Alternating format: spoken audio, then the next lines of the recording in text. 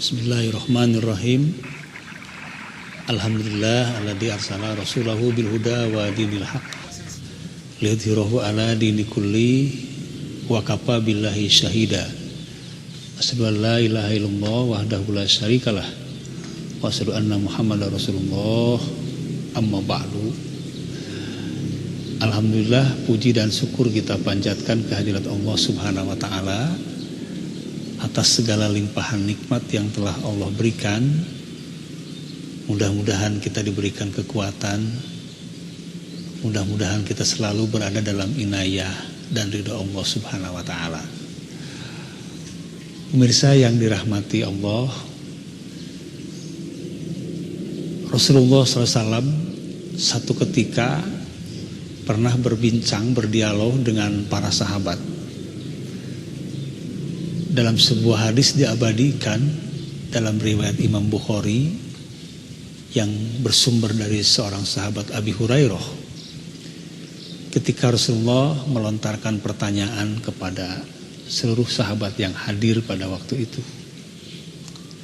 sebagai sebuah gambaran bagaimana komunikasi dan interaksi Rasulullah sebagai pemimpin, sebagai guru, sebagai panutan yang sangat dekat dengan kaumnya, dengan umatnya, dengan lingkungannya, dan selalu memberikan pencerahan-pencerahan ilmu karena bersumber dari wahyu Allah Subhanahu wa taala. Apa yang kita dapat dalam peristiwa dialog Rasulullah tersebut, bahkan Rasulullah mengawali dengan memancing sebuah pertanyaan, dan pertanyaan yang beliau lontarkanlah pertanyaan yang menggambarkan aktivitas manusia sehari-hari, pemandangan sehari-hari, sehingga sangat mudah untuk dijawab, direspon oleh para sahabat. Kata Abi Hurairah, Rasulullah beliau pernah bersabda, "Ara'aitum law anna nahran bi babi ahadikum yagtasilu fihi kulla yawmin khamsan." Bagaimana pendapat kalian jikalau ada sungai dengan air yang bersih kemudian berada di samping rumah seseorang, kemudian orang tersebut mandi di sungai itu setiap hari 5 kali, dalika yabqa min darani, apakah ada yang tersisa dari kotoran dalam badannya, dari daki dalam tubuhnya? Nah, itulah pertanyaan yang dilontarkan oleh Rasulullah, seorang nabi yang menyampaikan wahyu Allah, tapi mengawali dengan ilustrasi-ilustrasi yang akan diterima dan akan dijawab dan mampu ditangkap oleh pikiran manusia. Bertanya tentang situasi, tentang kondisi di lapangan ketika ada seseorang yang kebetulan bertempat tinggal di dekat sungai yang airnya jernih, kemudian orang tersebut mandi setiap hari 5 kali, yang tentu bermaksud adalah bersih-bersih badan. Tentu saja jawabannya sangat enteng. Ketika Rasulullah bertanya, apakah ada kotoran yang nempel di tubuhnya dengan seringnya dia mandi dengan air yang bersih? Jelas langsung para sahabat merespon dengan jawaban yang sama. Sahabat menjawab, la yabqa min darani syai'an. Bahkan menjawab dengan kata tambahan syai'an. Artinya, oh jelas ya Rasulullah, lam yabqa min darani syai'an, tidak akan ada sedikit pun kotoran yang nempel di tubuhnya. Lalu apakah berhenti sampai di situ? Lalu apakah seorang Rasulullah diutus hanya untuk bertanya dan menyampaikan sesuatu yang sudah diketahui oleh manusia? Nah, disinilah indahnya ajaran Islam, membawakan satu pesan-pesan yang tidak langsung memberikan tekanan-tekanan yang memaksa orang untuk berpikir tentang sesuatu yang tidak bisa dipahami, tapi membawa alur pikir manusia dengan hal-hal yang berawal dari sesuatu yang bersifat rasional dan gampang dipahami. Dan tentu Rasulullah juga tidak bermaksud untuk bertanya soal mandi, tidak bermaksud untuk bertanya soal bersih-bersih tubuh, karena itu toh sudah merupakan sebuah perbuatan manusia, bahkan sudah menjadi hajat hidup manusia. Lalu apa yang ingin beliau sampaikan? Nah, pesan inilah pesan yang tersembunyi di balik misal, di balik contoh, di balik ilustrasi seperti tadi. Inilah yang akan beliau sampaikan dengan dibekali basic pemikiran yang sudah ada, pemahaman sudah ada sebelumnya. Maka Rasulullah melanjutkan sabdanya, fadzalika mislus salawatil khamsi yamhullahu bihil khataya. Itulah ibaratnya salat yang 5 waktu, yamhullahu bihil khataya, yang Allah akan menghapus seluruh dosa atau seluruh kesalahan-kesalahannya. Oh, ternyata pesan yang ingin disampaikan oleh Rasulullah bukan ingin berbicara persoalan bersih-bersih tubuh. Persoalan mandi yang ingin disampaikan oleh Rasulullah adalah pesan-pesan yang bersifat ilahi, pesan wahyu yang tidak setiap, bahkan mungkin semua orang tidak bisa menjangkau langsung dengan akal dan pikirannya. Ternyata Rasulullah ingin menyampaikan bahwa ada satu hal yang sama dengan mandi, sama dengan bersih-bersih tubuh. Tapi bersih di sini justru malah tujuannya bukan untuk membersihkan tubuh, tapi yang bersifat ruhiyah, yang bersifat batiniah. Dan itulah yang disebut dengan wujud pengabdian dan peribadatan kepada Allah. Sehingga Rasulullah kemudian melanjutkan dan menyampaikan, seperti itulah sholat yang 5 waktu, yang fungsinya sama. Allah akan menghapus kesalahan-kesalahan manusia.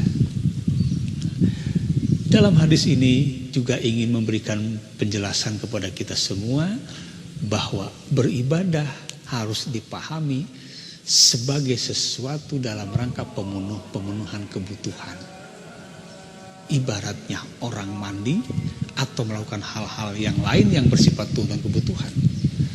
Lalu apa hikmahnya dan apa manfaatnya ketika setiap kita memahami ibadah sebagai sebuah kebutuhan? Maka manfaatnya adalah, hikmahnya adalah orang tidak merasa terbebani dengan apa yang dilakukan, karena sesuatu itu sesuatu yang dibutuhkan.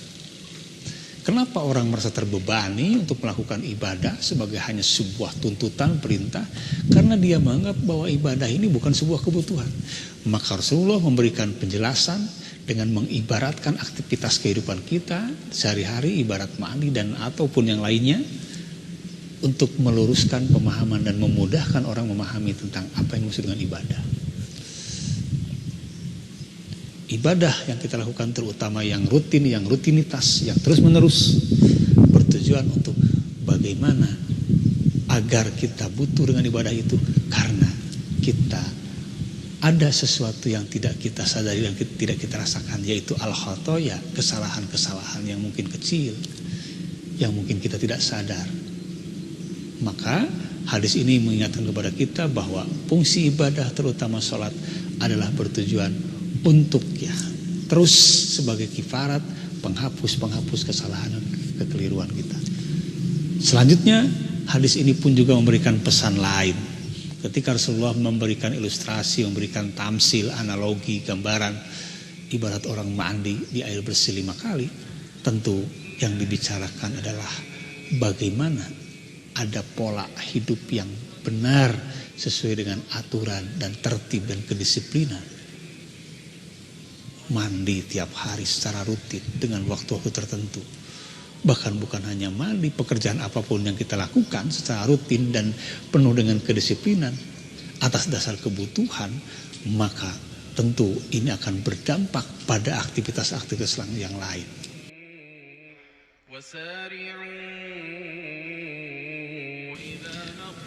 Berbahagialah kita sebagai hamba Allah, sebagai umat muslim, karena kita digiring, dikawal dengan aktivitas sehari-hari kita yang penuh dengan nuansa-nuansa ritme-ritme yang jelas. Ada kedisiplinan waktu, ada jeda istirahat, ada saat kita bekerja, ada saat kita beribadah, dan itu setiap hari.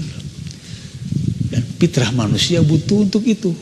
Fitrah manusia tidak selamanya bisa sekuat tenaga kita kerahkan hanya untuk bekerja, tapi ada saat-saat jeda untuk bagaimana kita jeda dengan rehat, jeda dengan kebutuhan-kebutuhan lain. Maka sholat itulah yang menjadi pengawal dan pembimbing pola hidup manusia. Apalagi ketika sholat itu adalah bernilai ibadah, bernilai ketaatan, dan juga berdampak pada pola kehidupan. Belum lagi nanti yang kita harapkan lebih jauh adalah mardotillah, keridhaan Allah, pahala Allah, kebahagiaan yang tentu Allah janjikan di akhirat.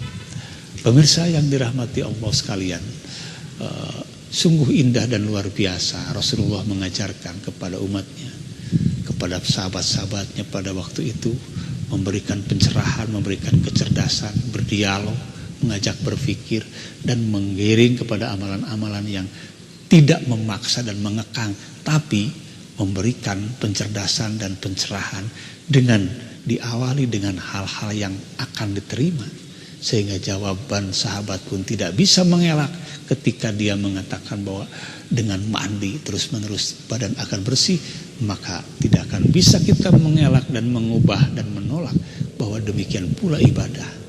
Karena kehidupan kita yang kita butuhkan tidak hanya kebersihan fisik, tidak hanya kesehatan fisik, tapi juga adalah kesucian batin. Tapi adalah juga hal-hal yang bersifat ruhiyah. Tidak ada yang bisa membantah bahwa dualisme dalam kehidupan ini harus sejalan antara hal-hal yang berbeda dan berpasangan. Dan itu ada dalam segala sendi-sendi kehidupan. Ada lahir, ada batin, ada siang, ada malam, ada laki, ada perempuan, ada atas, ada bawah. Dan semuanya itulah ketika sejalan dengan seimbang, maka alangkah nikmatnya kita melakukan kehidupan atau beraktivitas dalam kehidupan ini. Pemirsa sekalian, itulah salah satu pesan yang diberikan oleh Rasulullah melalui percakapan, melalui dialog dengan para sahabat yang kemudian diabadikan sampai kita bisa baca hari ini. Dan tentu saja pesan ini cukup bermakna untuk bukan sekedar hanya kita pahami, tapi juga menjadi rujukan untuk amalan-amalan kita sehari. Aqulu qouli hadza fastaghfirullah li wa lakum. Rabbana atina fid dunya hasanah wa fil akhirati hasanah wa qina adzabannar. Assalamualaikum warahmatullahi wabarakatuh. Wa aqimus salata wa atuz zakah wa ma tuqaddimu li anfusikum min khairin